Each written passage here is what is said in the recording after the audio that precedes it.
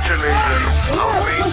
Kayo ay nagwagi sa inyong lucky task sa oras na 4 hours and 15 minutes at may papasa ninyo ang swerte sa isang aspiring regular housemate.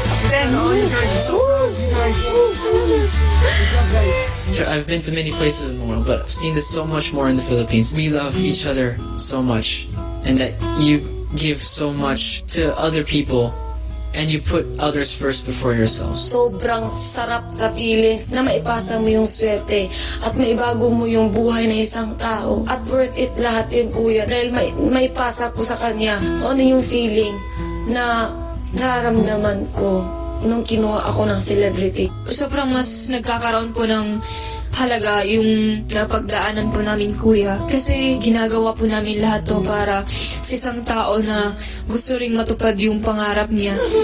Gila ko eh. Army to army! Sobrang gaan ko yun.